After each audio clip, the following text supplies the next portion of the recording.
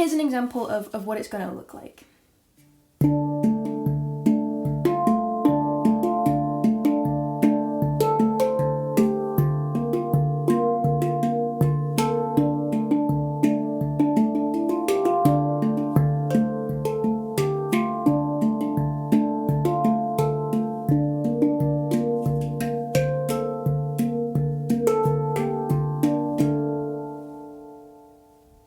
Yeah, so you can see from that demonstration that my right hand is literally just moving back and forth between the ding and the first note in the scale. Then later on, I shifted the bass note so that I was playing the ding, and the second note in my scale just to keep it interesting for myself. But yeah, that's all it is. That's all it is. So have a little go at that.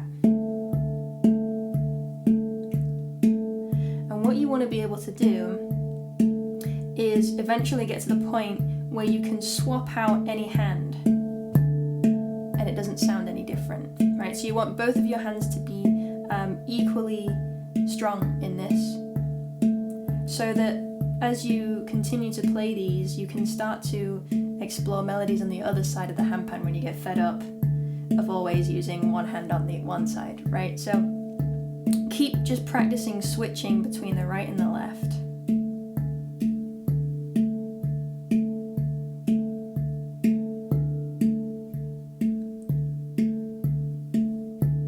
Again, as you play this, really aiming for that sweet spot, especially in your first note. The ding's pretty easy to get to sound nice, right? But this note in front of me, I'm using my thumb to play it, and you can see that I'm really aiming for this part here just as it starts to sink down into the dimple. And I'm using the very edge of my thumb so I can get that nice pure mallet sound.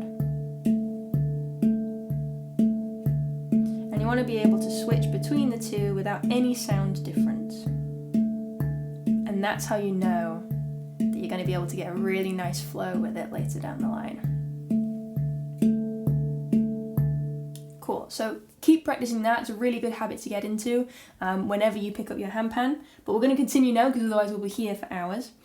So what we're going to play around with is starting to add this left hand or non-dominant hand, whichever one it is. Every time we play the ding, only when we play the ding. So both hands are going to be coming down together just on that ding, right? 1, 2, 3, 4, 1, 2, 3, 4, 1, 2, 3, 4, 1, 2, 3, 4, yeah.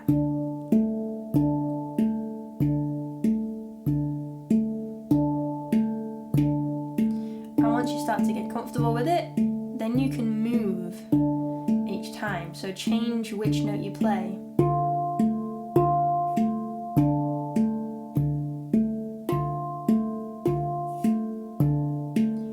So this hand is just doing the same thing, keeping that time, keeping it nice and steady. And this hand, I just started moving between two notes because I don't want to overcomplicate it for myself too quickly. I don't want to suddenly just start dancing around all over the place. Just keeping it, nice and simple so I can practice that. And then when I'm ready, I'll move on to 3 notes. Then when I'm ready, I'll start to cross the pan, that kind of thing, yeah?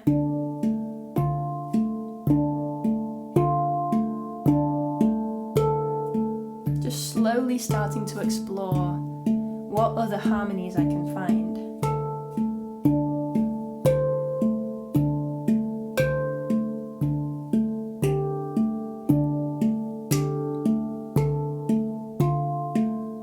Just start to move around with it.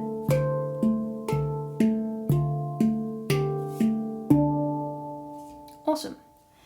So then the next step is starting to put in another strike whenever we hit note 1.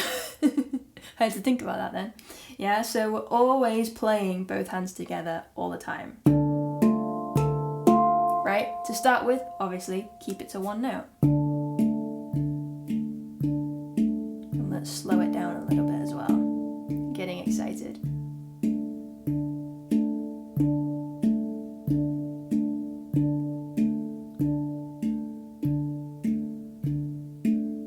So one hand is moving and one hand is staying in the same place. And this can be surprisingly tricky if you've never done it before.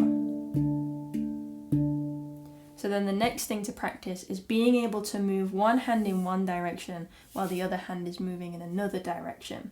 Because as soon as you start to put all these tiny little, other tiny things to think about, suddenly your body goes, well, I don't understand. So we'll just take it step by step.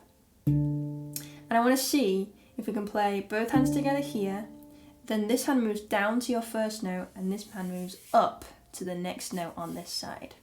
So you can start to feel the different shapes and lines that you're making with your body, your movements.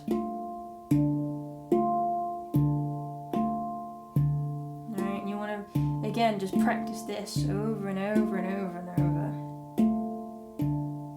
So you can start to get a feel for how your body moves when you do this. And then you might want to start making bigger jumps once you get the hang of it. You might even want to experiment with crossing the handpan, which is a little bit more tricky.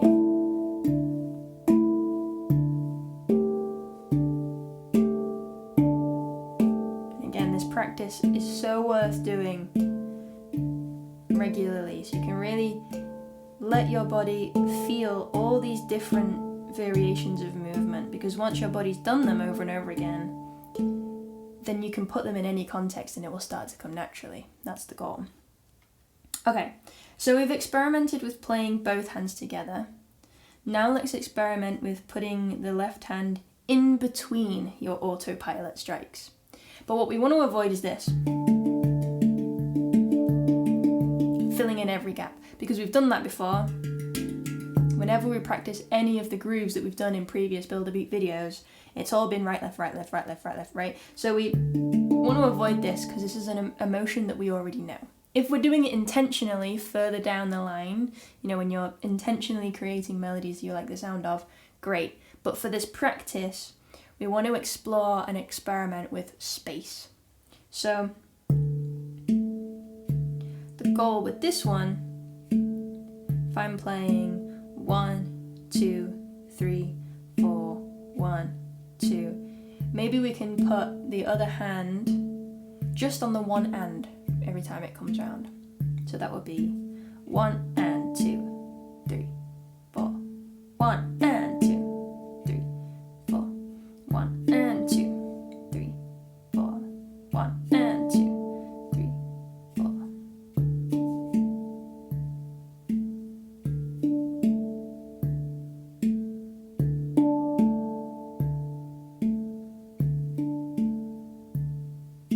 And of course, next step, move it around.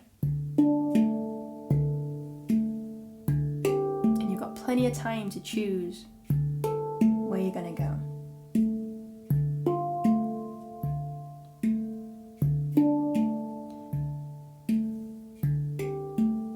And now, as you start to do this, try to be intentional with which notes you choose. So it's not just random, but you're moving in repetitive shapes, repeating the same notes, so that you're forming some kind of melody that's recognizable. It doesn't just sound like you're hitting anywhere. Repeat the same kind of 4 lines over and over again.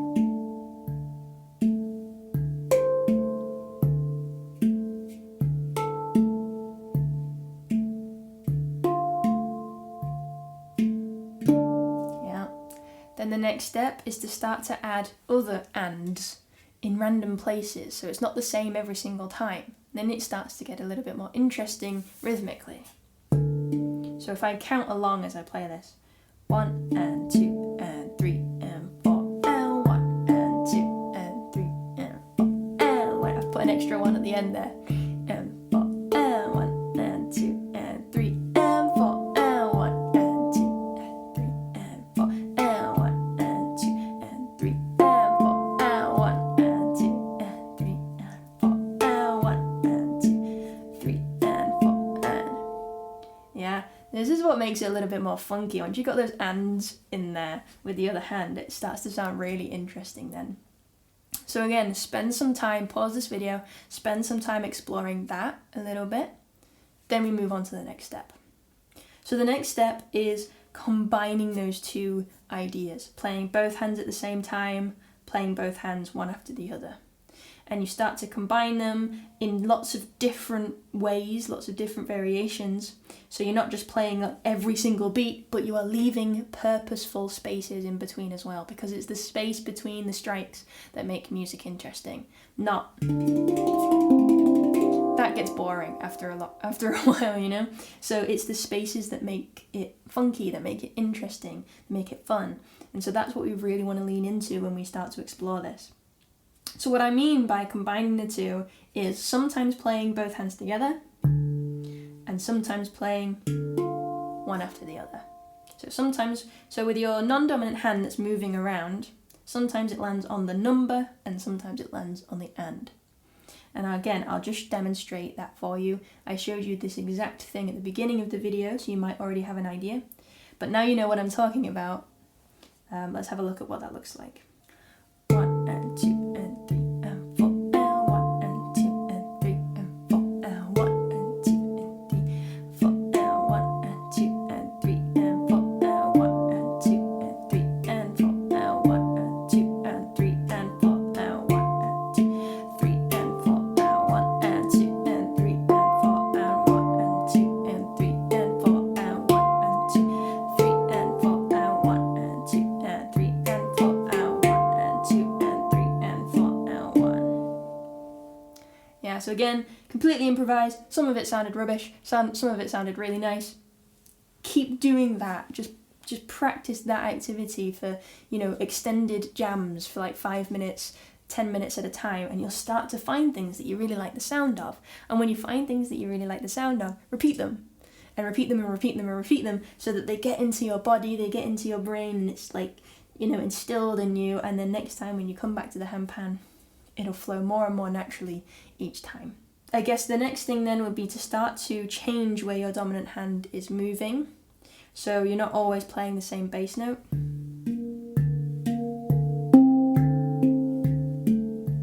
Right, so you can come up with some kind of bass line. So I'm just using the bottom 3 notes here, starting on 2, moving up to 3, back down to 1. And if you've got a D kurd, you can do the same thing as me. And then the other hand comes back in.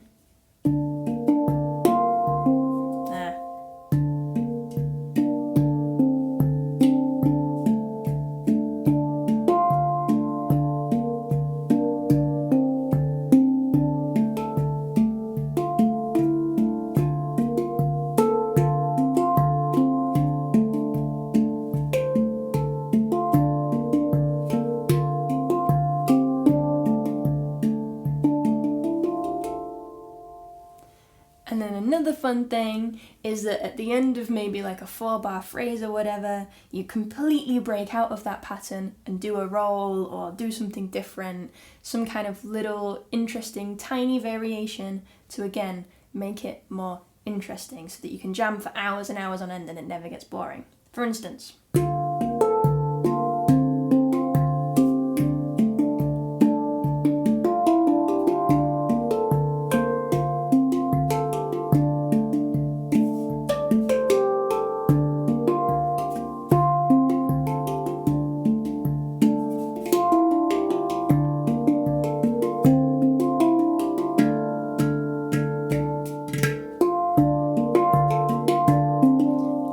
and so forth. Yeah, so find moments where it will really work while still keeping that nice square kind of 4 lots of 4 feel to it. Find little moments where you can break away from it, only for a short while. Don't overdo it because otherwise you lose the feel completely. But use those moments to again add a slight variation to keep it interesting and to start again find more things. If you limit yourself to the same pattern all the time, you're not going to accidentally stumble on all of that wonderful gold.